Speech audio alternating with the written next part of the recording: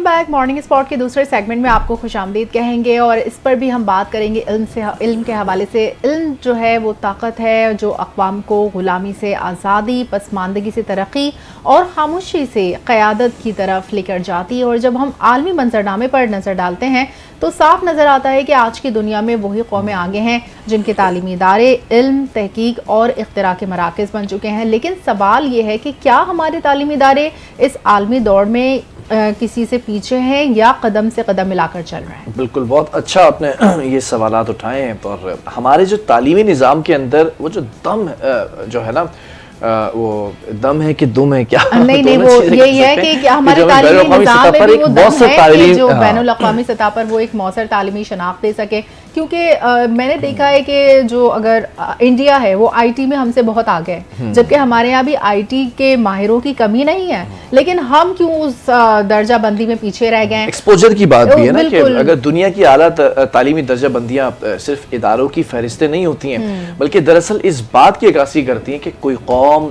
इल्म, तहकीक, जिद्दत और पॉलिसी के मैदान में कितनी संजीदा दिखाई दे रही है। और पाकिस्तान के कुछ तालीमी इदारे बैनुल अक़वामी दर्जा बंदियों में क्या जगह बना रहे हैं, ये चीज़ हौसला अफजा है। मगर दूसरी तरफ देखा जाए तो बहुत से चैलेंजेस भी दरपेश हैं और आज हम इसी टॉपिक पर गुफ्तगू करेंगे। बिल्कुल इसी टॉपिक पर बात करेंगे और हमारे बड़े अच्छे पैनलिस्ट हमें ज्वाइन कर चुके हैं वाया वीडियो कॉल। सदर हैं all Pakistan private schools federation Kashif Mirza साहब। काशिफ साहब अस्सलाम वालेकुम, वेरी गुड मॉर्निंग। अस्सलाम वालेकुम काशिफ साहब। अस्सलाम जी, आपको भी बहुत गुड मॉर्निंग। हमेशा आप इस टॉपिक के ऊपर अपना माइक्रोस्कोपिक एनालिसिस सामने रखते हैं। वेरी इंपॉर्टेंट क्वेश्चन, अगर आप पाकिस्तानी तालीमी निज़ाम को देखते हैं, पूरे इस स्ट्रक्चर को देखते हैं, तो how do you compare this structure of Pakistan to international community? देखिए, मैं तो जब बाद में इसके अपने एंगल आपको बताऊंगा। देखो, इंटरनेशनल लेवल के ऊपर हमें किस तरह देखा जाता है वो ज़्यादा यहाँ इस स्टेज के लिए इम्पोर्टेंट है। एक रिपोर्ट आई थी पिछले लगभग चंद माह पहले, 2-3 माह पहले, जिसमें उन्होंने कहा था कि पाकिस्तान आज भी इंटरनेशनल लेवल के ऊपर दुनिया के जो डेवलप्ड कंट्रीज हैं उनसे 50 ईयर पीछे है। जो हमारा एजुकेशन सिस्टम है वो 50 साल पीछे है दौरे हाजिर के जो डेवलप्ड कंट्रीज हैं। और अब तो उससे अगली स्टेज आ चुकी है आर्टिफिशियल इंटेलिजेंस और टेक्नोलॉजी के इस दौर में। अगर हम इसको अपने आप को एमरजेंसी बुनियादों के ऊपर जो है अपग्रेड नहीं करेंगे तो मिनिमम ये 100 ईयर बैक हम होंगे as compare to the other developed countries. क्योंकि दुनिया आज रोबोटिक्स की बात कर रही है, एआई की बात कर रही है। एक ज़माना था जब इंडस्ट्रियलाइजेशन की बात हुआ करती थी, अब उससे अगला फेज़ है और वो है आर्टिफिशियल इंटेलिजेंस एंड टेक्नोलॉजी का। तो उस एंगल से हम देखें तो पाकिस्तान ये बहुत ही अफसोसनाक है। हम ना सिर्फ स्कूल एजुकेशन में बल्कि हायर एजुकेशन में भी बहुत पीछे हैं। अभी रिसेंटली एक रैंकिंग आई है 350 यूनिवर्सिटी जो टॉप की हैं, उसमें कोई एक पाकिस्तानी यूनिवर्सिटी भी जो है वो उसमें शामिल नहीं है। तो इट शोज़ दैट कि हमारी तालीम कभी भी जो है वो प्रायोरिटी नहीं रही। और अगर किसी भी कौम की तालीम को आपने देखना है तो आप उसकी प्रायोरिटी को जांचने के लिए उसको बजट को देखते हैं। जबकि हम 15 से 20 साल से मुसलसल हमारा एजुकेशन जो बजट है वो डिक्लाइन करता करता इस वक्त 1.5 to 1.7 के दरमियान है। और वो भी प्रॉपर हम जो है उसकी एलोकेशन को एक्सपैंड नहीं करते, उसको खर्चते नहीं है और बहुत सा जो ब्लॉक एलोकेशन की नज़र होता है। तो ये है हमारी हकीकत अक़वाम आलम में कि हम कहाँ खड़े हैं। अच्छा, तो ये जो तालीमी रैंकिंग्स हैं उसमें बेहतरी के लिए हमें किस सतह पर सबसे ज़्यादा काम करने की ज़रूरत है?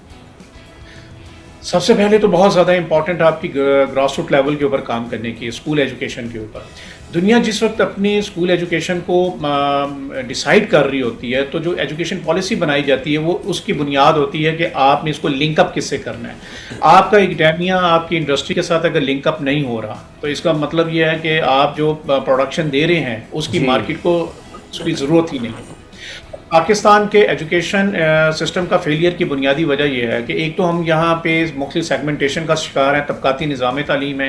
हमने एक एलीट कैप्टेड क्लास बना दी है, वो सिर्फ हुक्मरानी के लिए बैठी है। बाकी उसके नीचे 6 से 7 मुख्तलिफ ऐसे तबकात हैं जिसमें पब्लिक स्कूल है, प्राइवेट है, मिक्स स्कूल भी हैं, पब्लिक प्राइवेट पार्टनरशिप है, फिर मदारस की अलग स्ट्रीम है, मदारिस और मॉडर्न एजुकेशन को मिक्स करके एक और स्ट्रीम बनाई है। तो ये एक ऐसा एक निज़ाम है जिसमें ना तो हम एक कौम बन सकते हैं ना हमारी प्रायोरिटी बन सकती है इस वक्त। इंडिया को ही अगर मैं आपको बताऊं या चाइना को बताऊं तो ये दो हमारे नेबर्स हैं, और दुनिया की सबसे बड़ी जो टॉप की जो इकोनॉमीज हैं उसमें चाइना सेकंड आ रहा है और इंडिया ने भी रिसेंटली 4th नंबर पे पोजीशन ली है। इन दोनों ने अपनी स्कूल एजुकेशन को अपनी आईटी के साथ कनेक्ट किया है। स्कूल एजुकेशन शुरू से लेकर कॉलेज एजुकेशन और फिर यूनिवर्सिटी एजुकेशन, ये तमाम एक दूसरे को सपोर्ट करते हैं, और उनकी जो आईटी इंडस्ट्री है, टेक्नोलॉजी इंडस्ट्री है, वो उससे लिंकअप हो रही है। यही वजह है कि हम दुनिया में देख रहे हैं कि इंडिया और चाइना जो है वो इस वक्त टॉप करता हुआ हमें दिखाई दे रहा है। ना सिर्फ वो अपने इंडस्ट्री को प्रमोट वो कर रहे हैं, बल्कि आईटी की एक्सपोर्ट में भी लगभग इंडिया अकेला जो है वो $200 बिलियन से ज़्यादा का बिजनेस जनरेट कर रहा है, जबकि इसी फील्ड में अनफॉर्चुनेटली पाकिस्तान $2 बिलियन का भी बिजनेस आज की तारीख में जनरेट नहीं कर पा रहा। तो ये एक तो ये फेलियर है। ठीक है। और फिर हम सेम दूसरी तरफ ये देखते हैं कि जब वही उनका नौजवान ओवरसीज के तौर पे बाहर के मुल्क जाता है तो वहाँ पे भी परफॉर्म करता है। और इस वक्त जो इंडिया है उस वक्त नंबर 1 जो है वो रेमिटेंसेस में है, जो उनके लोग भिजवा रहे हैं। सेकंड में वो चाइना आ रहा है। पाकिस्तान की 3rd पोजीशन थी पिछले 4-5 साल पहले, लेकिन अब उसकी जो रैंकिंग है वो डिक्लाइन करते करते जो है वो 5वें से 6ठे नंबर पे चली गई है। तो इट शोज दैट कि हमारा जो HR है, जो हमारा ह्यूमन रिसोर्सेज है, हम उस पर इन्वेस्ट नहीं कर रहे हैं। आपकी एजुकेशन सिस्टम को सपोर्ट करना चाहिए, आपके ह्यूमन रिसोर्सेज को, आपके जो ह्यूमन रिसोर्सेज आपके कैपिटल हैं, ये है असल आपकी जिसके ऊपर आपने इन्वेस्ट करना है। हमारा जो बच्चा है, जो नौजवान है, हमारा फ़ख्र है। हम 65% कहते हैं कि ये यूथ हमारा जो है एसेट है, इसमें कोई शक नहीं। But at the same time अगर आपने और हमने उनको आज वेल इक्विप्ड नहीं किया, दौरे हाजिर के मुताबिक नहीं किया, तो खुदा ना करे यही हमारा सबसे बड़ी लायबिलिटी होगी, क्योंकि वो कुछ भी नहीं कर सकते, ना लोकल ना इंटरनेशनल।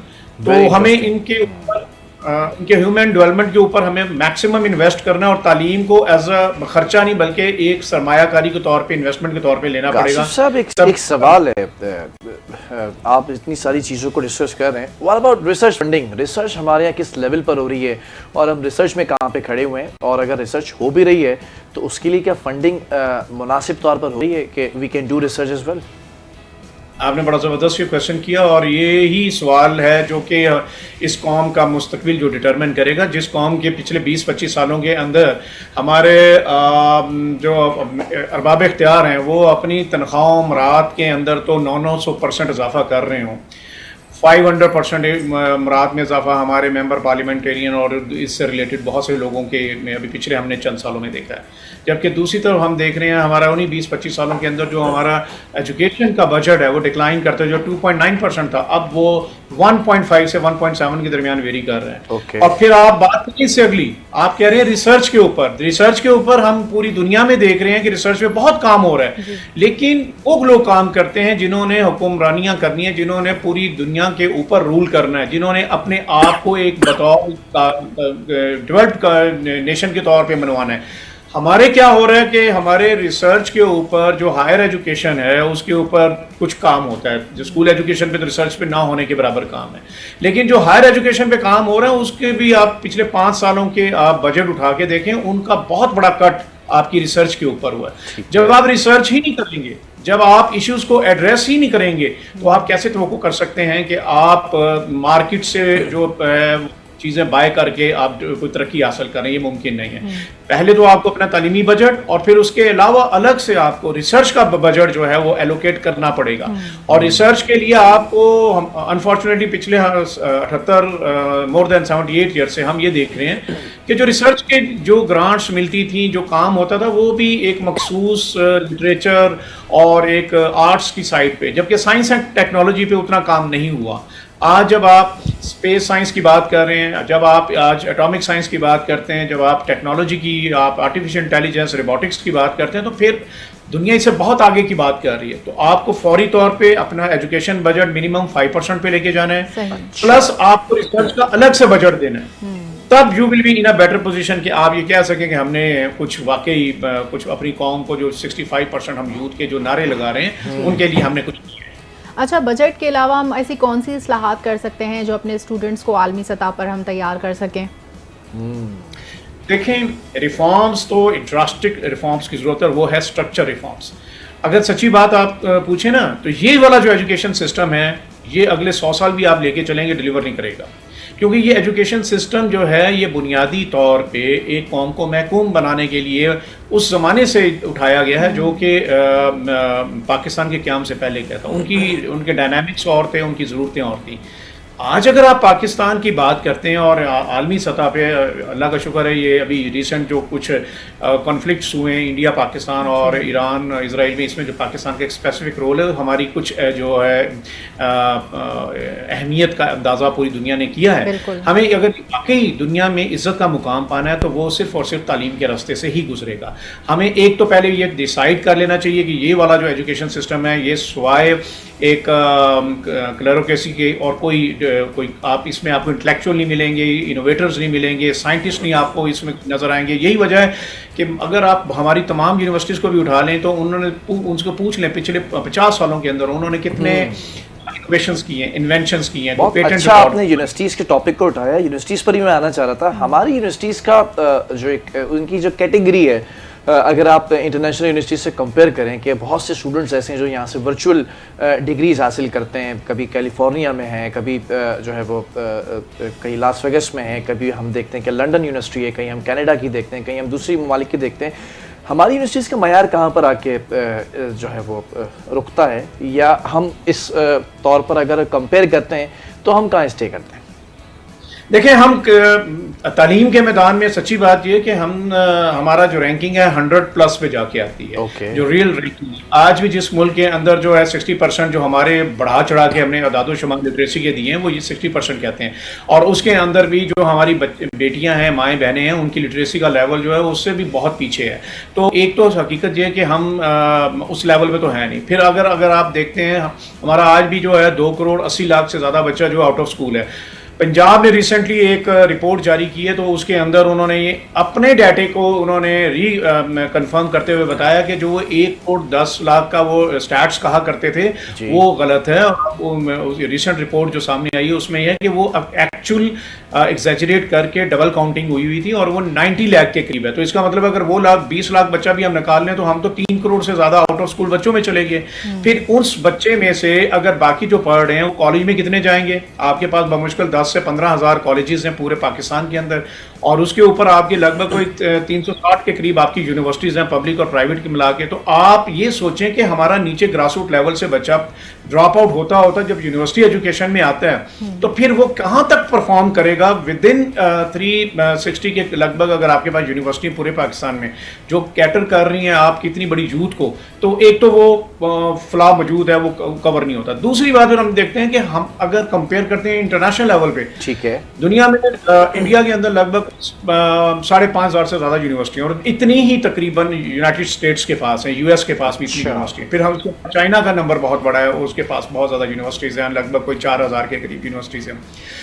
यूरोप के अंदर भी कुछ जर्मनी, फ्रांस और कुछ और यूके में भी आपको यूनिवर्सिटी। लेकिन पाकिस्तान की एक तो क्वांटिटी वाइज भी हम बहुत पीछे हैं और क्वालिटी वाइज भी बहुत पीछे हैं। हम आज भी जो अपने पीएचडी प्रोड्यूस कर रहे हैं, उनमें से बहुत कम ऐसे हैं जो साइंस एंड टेक्नोलॉजी के हवाले से जाने जाते हैं। आज भी हमारे पास जो है सोशल साइंसेज के बहुत ज़्यादा पीएचडी मौजूद नहीं है। अगर हम रह सके, अगर आर्ट्स एंड लिटरेचर के ऊपर कुछ हमने काम थोड़ा सा किया, तो उसकी एक हद से ज़्यादा इंटरनेशनल लेवल के ऊपर उस तरह से आप बिल्कुल। काशिफ साहब, जहाँ तक हम उसकी बात करें कि कोर्सेज में अपग्रेड करने को, तो कल ही हमारे साथ गेस्ट थे जो प्रोफेसर थे, और वो एआई की एजुकेशन दे रहे थे, आर्टिफिशियल इंटेलिजेंस की एजुकेशन दे रहे थे अपने स्टूडेंट्स को, और उनको इंडस्ट्रियल लेवल पर भी एक्सपोजर दिया जाता है। तो जब हमारे पास डाओ, नस्ट और इस तरह की अच्छी यूनिवर्सिटीज़, फास्ट, इस तरह की अच्छी यूनिवर्सिटीज़ हमारे पास मौजूद हैं, और हम वहाँ पर उनको हाईली इक्विप कर रहे हैं अपग्रेडेड एजुकेशन से, तो फिर उसके बाद हम कहाँ लैग कर रहे हैं? जो हमारे स्टूडेंट्स जो हैं वो आलमी सतह पर कॉम्पीट नहीं कर सकते, क्या कमी है?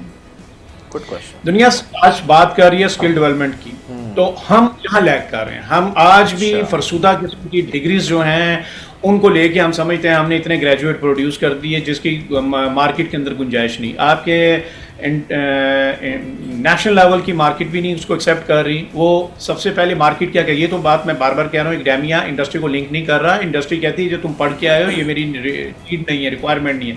वो आप उसको सबसे पहले स्टूडेंट की लर्निंग को अनलर्न करते हैं और उसके बाद फिर अपनी नीड के मुताबिक तैयार करते हैं। आज आपको ज़रूरत है स्किल्स की, स्किल डेवलपमेंट की कितनी यूनिवर्सिटीज़ हैं इस वक्त पाकिस्तान में, मुश्किल एक दो जो शायद वो भी अभी रिसेंटली उस पर थोड़ा सा काम हुआ है। आज हमें ज़रूरत है एआई की। आपने कम्पीट इस वक्त इंसानों को इंसानों से नहीं करना, आपने इस वक्त कम्पीट करना है इंसानों को टेक्नोलॉजी के साथ, रिपोर्ट्स के साथ, रोबोटिक के साथ। कहाँ है हमारा वो स्टूडेंट और कहाँ हमारी वो पॉलिसी जिसको लॉन्ग रन पॉलिसी हम कहें और अगले 20 से 25 साल की। अच्छा चलें कासिम साहब, वेरी गुड पॉइंट किया जो आपने रेज किया। इसको जरा सा सीधा चीज़ों को हम थोड़ा सा डिस्कस कर दें, क्योंकि जो बच्चा इस वक्त आपको सुन रहा है वो उसके लिए भी फ्रूटफुल साबित होगी आपकी बात। और जो इस वक्त टीचर्स या यूनिवर्सिटी मैनेजमेंट जो इस वक्त आपको देख रही, तो हो सकता है कि फौरी तौर पर कोई ऐसा फैसला किया जाए जिससे आपकी बात को सर फहरिस्त रखा जाए। किन पॉइंट्स के ऊपर हम काम कर सकते हैं? You have talk about AI, IT है, और कौन कौन सी ऐसी चीज़ें जरा फिंगर टिप से बताते जाइएगा जिनसे आज का बच्चा इंटरनेशनल कम्युनिटी के मुताबिक अपने आप को ग्रूम कर सकता है किसी भी यूनिवर्सिटी से ग्रेजुएट होने के बाद। हमें सबसे ज़्यादा फोकस करना पड़ेगा, क्योंकि अगले जो 5 सालों के अंदर को 12 से 15 करोड़ जो जॉब्स अवेलेबल हैं या जो अपॉर्चुनिटी अवेलेबल हैं वो हैं आईटी से रिलेटेड। तो हमें मोस्टली अपने तमाम जितने भी बिजनेसेस हैं अगर वो मैनुअल भी हैं उनको भी आईटी को रिलेट करना पड़ेगा। पहली बात तो ये स्किल डेवलपमेंट के ऊपर हमें ड्रास्टिक जो है स्ट्रक्चरल रिफॉर्म्स की ज़रूरत है। नंबर 2 हमें बजट की ज़रूरत है, ताकि हमें एजुकेशन का अलग बजट हो और रिसर्च R&D का अलग बजट होना चाहिए। तीसरा हमें जो काम करना है, हमें अपने यूथ को ये बात बावर करनी है कि उसको जो है वो सिर्फ और सिर्फ जो है डिग्री के पीछे नहीं जाना। क्योंकि आज के दौर में कोई आपसे ये नहीं पूछेगा, जैसे बहुत सी ऐप्स आई हैं, आपके पास अमेज़ॉन है, ऊबर आया, आपके पास बहुत से इससे रिलेटेड ऐप्स मौजूद हैं जो आपको सिर्फ और सिर्फ वेट करते हैं आपकी स्किल के ऊपर। उनको आपकी मास्टर डिग्री होल्डर से कोई गर्ज नहीं है। तो हमें स्किल को ज़्यादा फोकस करना है कि मैं कौन सा ऐसा काम कर सकता हूँ जिसको दुनिया को उसकी ज़रूरत है। तीसरी चीज़ जो हमें करने वाली ज़रूरत है, हमें अपनी बेटियों को आगे लेके आना है, क्योंकि हमारी आज भी जो फीमेल हैं वो जो कि 50% से ज़्यादा जो है पॉपुलेशन के अंदर अपना वेट रखते हैं, लेकिन उसकी जो पार्टिसिपेशन है वो अनफॉर्चुनेटली ना होने के बराबर होती है जब हम वो फील्ड के अंदर आए। हमें वो फील्ड बच्चियों के लिए लेकर रखनी चाहिए जिसमें वो परफॉर्म कर सकते हैं। अगर उनके हमारा सोशल सेटअप कुछ ऐसा, अगर घर के अंदर से वो नहीं काम बाहर आ सकते तो वो घरों से भी अगर वो रह के अर्न कर सकें तो उनको अपना प्रोडक्टिव रोल प्ले करना चाहिए। और सबसे इम्पॉर्टेंट ये है कि हमें जो स्कूल एजुकेशन को लिंक करना है कॉलेज के साथ, कॉलेज को जो है यूनिवर्सिटीज़ का। मिनिमम हमें इस वक्त भी 2 लाख नए स्कूल्स की ज़रूरत है, हमें 20 लाख नए टीचर्स की ज़रूरत है, हमें कम से कम 1000 यूनिवर्सिटीज़ की ज़रूरत है, तब जाके हम अपने स्टूडेंट्स की स्केल और इंटरनेशनल स्टैंडर्ड को मीट अप करेंगे। तो यकीनन इनके ऊपर पैसा खर्च होगा। पैसा खर्चने से ज़्यादा आपकी विल और पॉलिटिकल विल बहुत ज़रूरी है। जब तक आपकी पॉलिटिकल विल नहीं होगी, ये मुमकिन नहीं है कि आप जो है इस तमाम चीज़ों को जो है जिनको एलैबोरेट किया गया उसको फोकस करें। लेकिन मैं यूथ को ये रिक्वेस्ट ज़रूर करूँगा कि आपको अब इन बातों से ऊपर आ जाना चाहिए कि डिग्रीज जो हैं सिर्फ वो आपके काम आएंगी। आपको डिग्रीज के साथ अपनी स्किल डेवलपमेंट को इम्प्रूव करना है और बहुत कुछ ऐसा है जो आप घर बैठे भी अब तो बहुत सी आपका ये पॉइंट तो आ गया कि आपने कहा कि स्किल डेवलपमेंट को भी हमें पॉलिश करना है। साथ ही आप ये भी बता दें यूनिवर्सिटीज़ का क्या क्राइटेरिया होना चाहिए? क्या सिर्फ हमने एग्जाम लेना है बच्चों को और उनको डिग्री बांटनी है, ग्रेजुएशन की तकरीब करनी है, या इसके अलावा भी हम उनसे कोई और जो है हम बात इस पे और भी हम कुछ कर सकते हैं इसके अलावा? ये निशिन आपने बहुत इंपॉर्टेंट क्वेश्चन किया और सच्ची बात है कि यही असल इसका जो है इसकी स्पिरिट है। हमने आज तक बच्चों को नंबर गेम से बाहर आने नहीं दिया, जो कि एक इंतहाई खुदगर्जाना एक सिस्टम है जिसमें हम टीम वर्क के ऊपर फोकस नहीं करते। हमें ज़रूरत है एक एजुकेशन सिस्टम की जिसमें हम अपने साथ उन अपने साथियों को भी साथ बराबर मौका दें जो कहीं ना कहीं लैग करते हैं किसी एफिशिएंसी के अंदर या क्वालिटी में। तो एक तो एजुकेशन सिस्टम जो है वो इस पे होना चाहिए। दूसरा, हमें जॉब से ज़्यादा एंटरप्रेन्योरशिप के ऊपर बात करनी चाहिए। हमारा एजुकेशन सिस्टम सिर्फ नौकरी करना ना सिखाए, बल्कि हमारा एजुकेशन सिस्टम हमें उस सलाहियत को इस्तेमाल करके नई अपॉर्चुनिटीज हंट करके नई जो है बिजनेस अपॉर्चुनिटीज को एक्सप्लोर करने की ज्यादा जरूरत है। और आखिरी चीज जो इन सबसे ज्यादा इंपॉर्टेंट है वो ये है कि आप जब तक अपने बच्चों को इल्म की तरफ नहीं लेके जाएंगे, तालीम इल्म तब बनती है जब उसमें तरबियत शामिल होती है और तब फिर आप की मानों में एक माशरे में कुछ अपना इंपॉर्टेंट रोल प्ले कर। चलें, बहरहाल बहुत शुक्रिया, काशिम मिर्जा साहब हमारे साथ मौजूद थे और बहुत सारी चीज़ों पर बात हो रही थी। एक छोटे से वक्फे की तरफ जा रहे हैं, जब हम वापस आएंगे we will have one more guest as well, इसी एजुकेशन सिस्टम के ऊपर बात करेंगे। Stay with us.